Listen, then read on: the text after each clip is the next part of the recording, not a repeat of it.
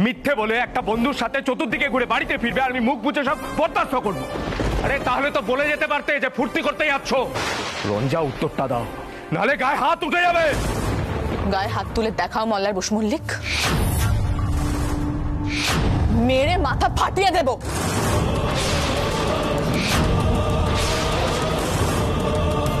রঞ্জা, রঞ্জা দরজাটা খোলো, শিগগিরই খোলো বলছি। রঞ্জা, রঞ্জা। রুক্মিণী, এখানে থাকাটা ঠিক হবে না আমাদের। মল্লা তো রঞ্জাকে রীতিমতো সন্দেহ করছে। চল তো, চল। রঞ্জা, শিগগিরই খোলো বলছি। রঞ্জা, কি হলো? দরজাটা খোলো রঞ্জা। কি হয়েছে কি বিলু? এত ভয় পাওয়ার কি আছে? আরে আমি তো আর খুনি নই, আর খুন করার চেষ্টাও করব না। শুধু মুখেই তর পায়।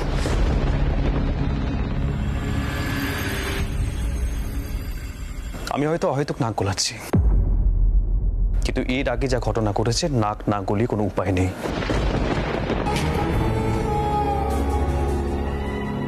বলো, তুমি রঞ্জাকে কেন সন্দেহ করছো?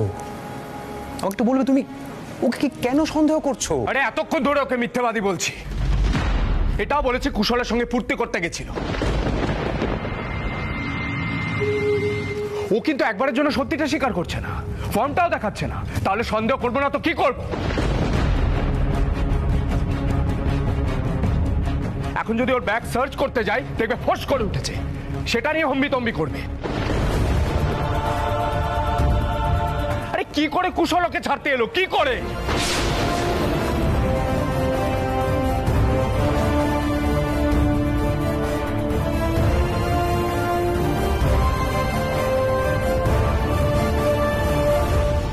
রঞ্জা, নাও ফর্মটা দেখিয়ে দাও।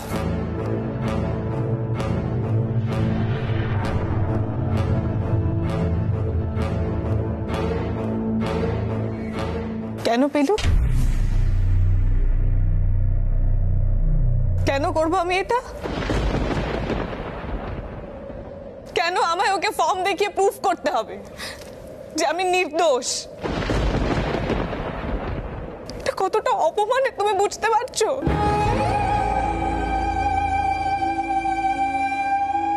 কেন আমাকে এটা প্রমাণ করতে হবে যে আমার রাস্তায় ট্যাক্সি খারাপ হয়ে গেছিল? কেন এটা প্রুভ করতে হবে যে কুশলের সঙ্গে আমার দেখা হয়েছিল, আমাকে লিফট দিয়েছিল?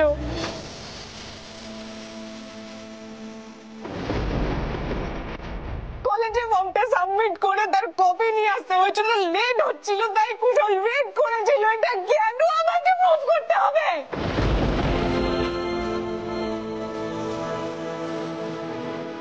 আমি কাকে বলবো?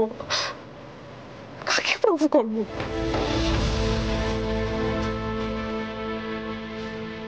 নিজের উপরে ঘৃণা হচ্ছে।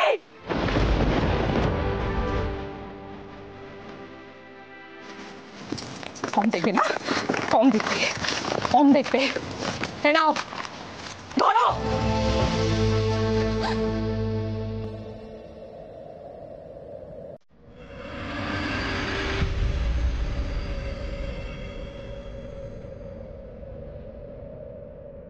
অনলাইন সাবমিশনের ডেটটা ওভার হয়ে গেছে মোল্লার, আর সেই জন্য ওকে অত দূর যেতে হয়েছে।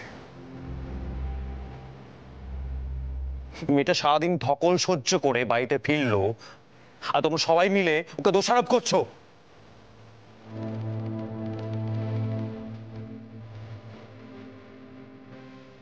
কিন্তু আমি সত্যি টলারেট করতে পারছি না। আমার এখানে ভালো লাগছে না। তুমি এক্ষুনি যাও, রঞ্জাকে কিছু খেতে দাও। এক্ষুনি অসুস্থ হয়ে পড়বে। তুমি যাও, থাকাই যাবে না এখানে আর।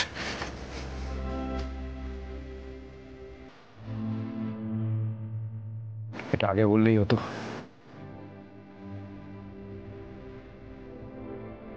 তাও আমি বলবো কুশল বাবুর জন্য অপেক্ষা করা উচিত হয়নি।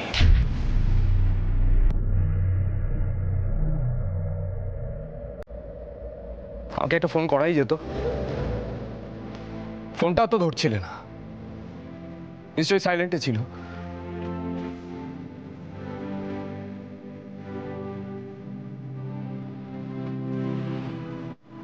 যাকে কিছু খেয়ে নিও।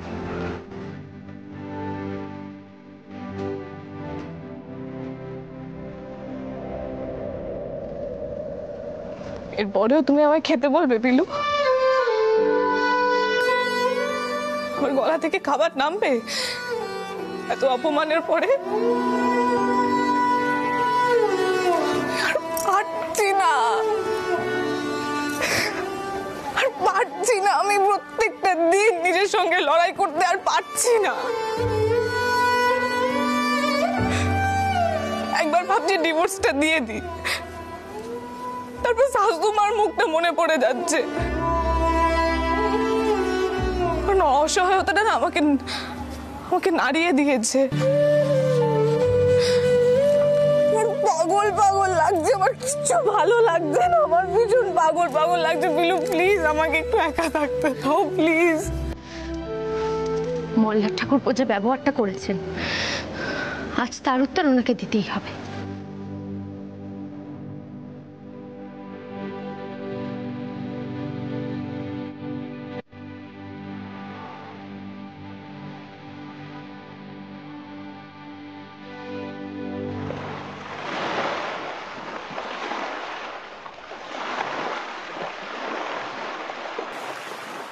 ঠাকুরপো, রঞ্জা কিন্তু কিছু খাবে না বলেছে।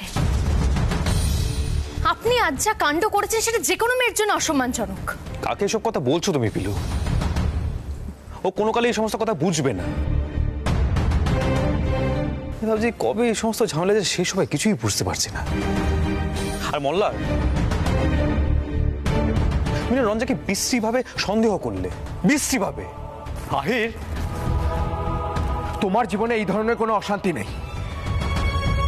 আরে আমি বোঝাতেই পারছি না পরিস্থিতিটা কতটা অপমানজনক। মল্লার কি হয়েছে? কি এত রাগ করছিস কেন? রঞ্জা কি এমন করেছে আমি তো বুঝতেই পারছি না। কাকিমা, রঞ্জা শুধুমাত্র ফর্মটা জমা দিতে গিয়েছিল, আর কিচ্ছু করেনি। তাহলে সেটা বললো না কেন? যা বলেছি বেশ করেছি, এত ডাঁট কিসে?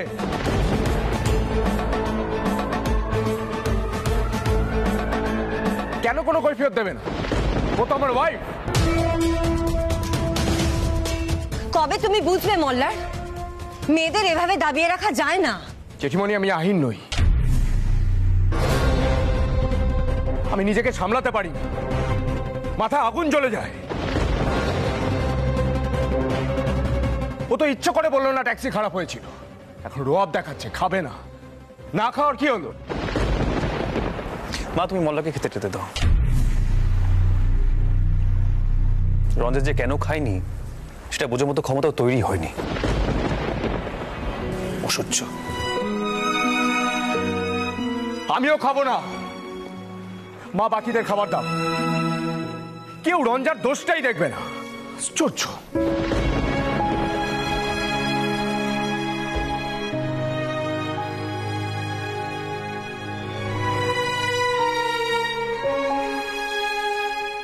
আমি না একটা কথা বুঝলাম না, তুমি কিছু খেলে না, খাবারটা পড়ে আছে, তুমি কি রাত্রে কিছু খাবে না?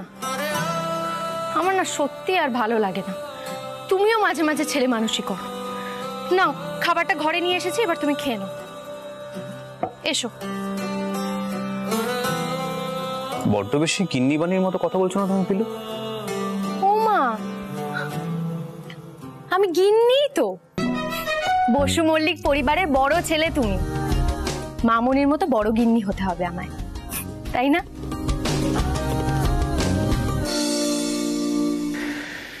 পিলু, তোমার এখানে থাকতে অসুবিধা হয় না? না মানে এরকম একটা পরিবেশে আমার তো খুব দম বন্ধ লাগে, একদম একদম ভালো লাগে না এখানে থাকতে আমার।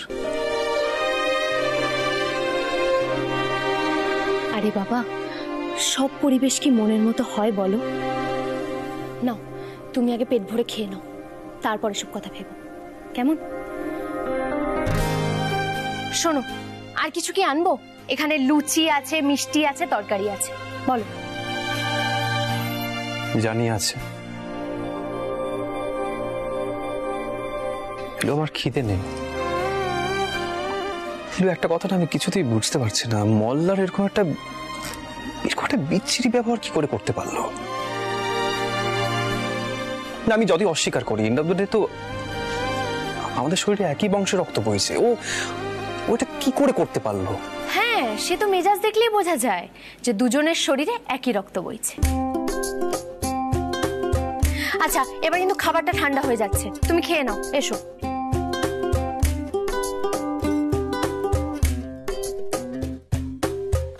তুমি খেয়েছো? এই তো নিচে যাব, তুমি আগে খেয়ে নাও। ও জানো তো, তোমার খাবারটা যখন নিয়ে আসছিলাম, মোল্লার ঠাকুরপো দেখি রান্নাঘরের দিকে যাচ্ছেন খাবার আনতে। কি আর করবে, রাগ দেখি তখন খাবারটা খেলো না, এখন ছুটেছে ওদিকে। যাকে আমার সঙ্গে একটু এসো তো, এখানে এসো, বসো। আরে বাবা, নিচে অনেক কাজ পড়ে আছে, তুমি কিছু খেলে না বলেই তুমি খাবারটা ঘরে নিয়ে এলাম। তুমি এবার খেয়ে নাও। তুমি কিন্তু বড্ড অবাধ্য হয়ে যাচ্ছ ইদানিং। হ্যাঁ, আমার কথা তুমি শুনছো না, এখানে বসো। শোনো, রান্নাঘরে কাজ আছে, আমি আমি আমি আসছি। আমার কিন্তু মাথা ঠিক থাকে না, এখানে বসো, বসো বলছি, বসো বসো।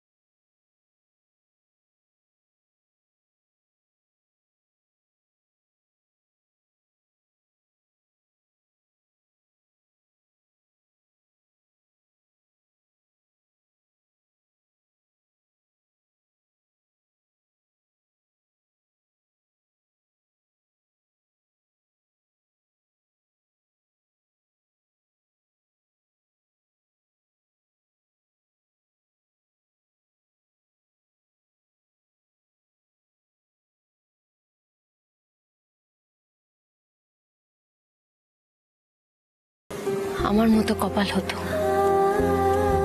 একটু ভালো বর পেত। ও না সত্যি পাল্টে গেছে, জানো তো। আমার রঞ্জাটার কথা ভাবলে খুব খারাপ লাগে।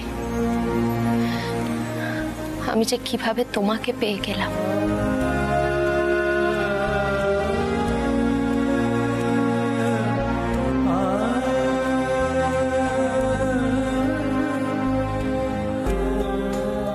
আর তুমিও কিভাবে পাল্টে গেলে। এভাবেই যদি কেউ রঞ্জাকেও আদর যত্ন করত।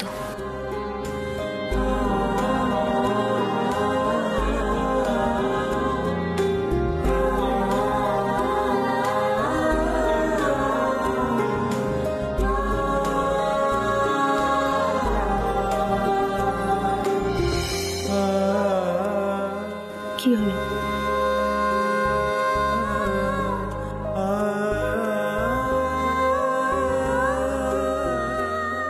পিলু, তোমার মতো বড় মনের মেয়েও তো হতে হবে এরকম কপাল পেতে গেলে।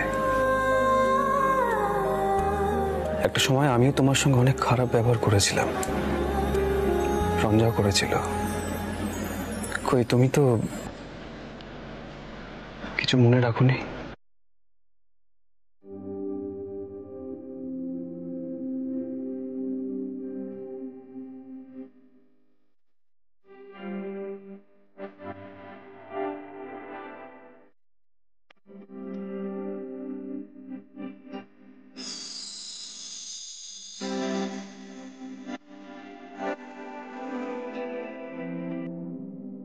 এরকমই থেকো, সহজ সরল, পাল্টে যেও না। দম বন্ধ করা পরিবেশে একমাত্র তুমি পজিটিভ কথা বলো, পাল্টে যেও না প্লিজ,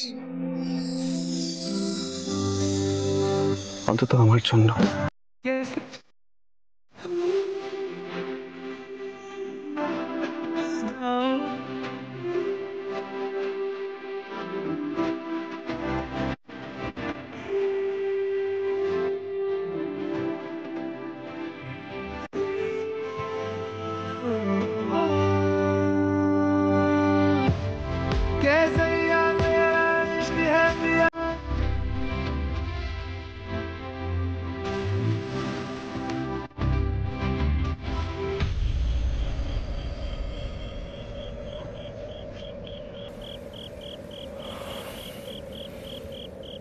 না খেয়ে ঘুমিও না, খাবারটা এসে নিয়ে যাও।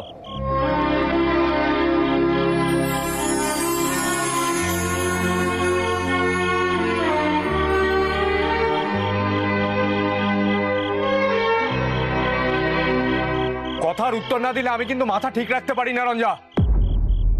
খাবারটা এসে নিয়ে যাও।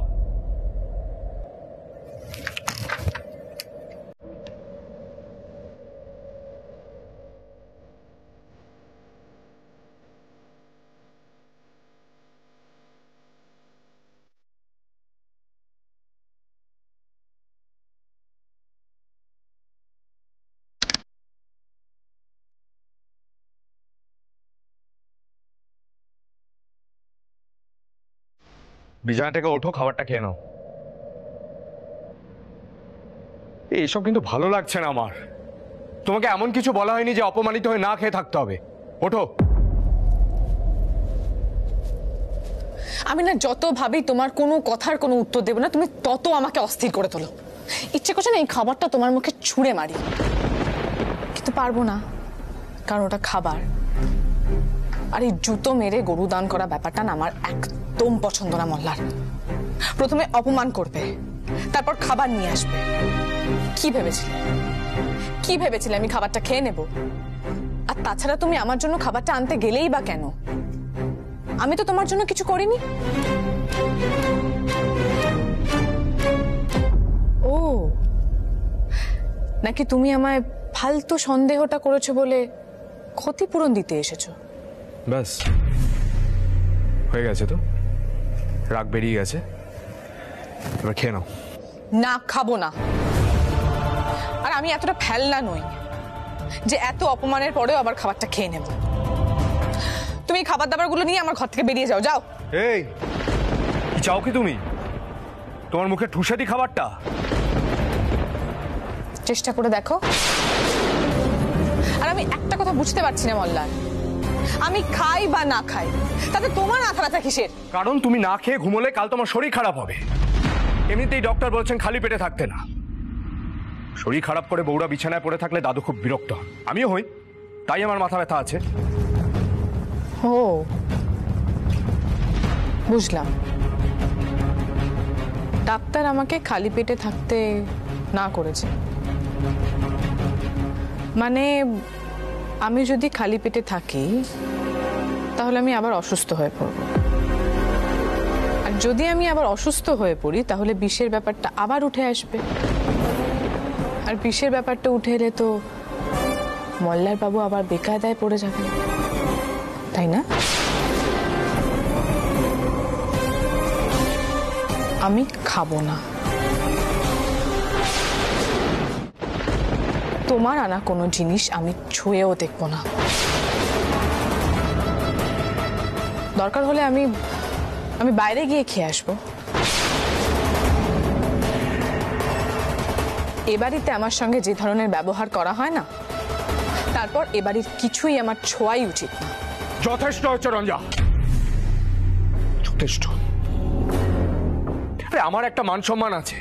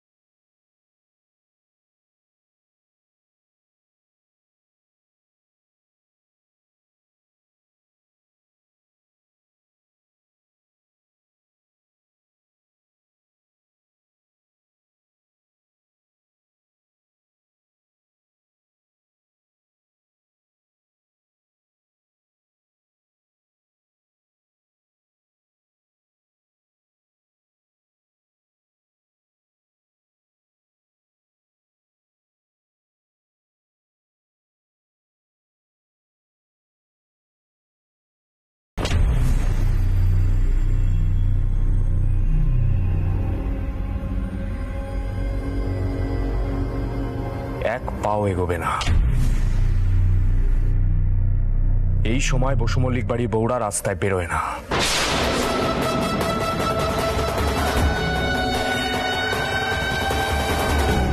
সরে যাও মল্লার। একদম বাড়াবাড়ি করবে না রঞ্জা, একদম না।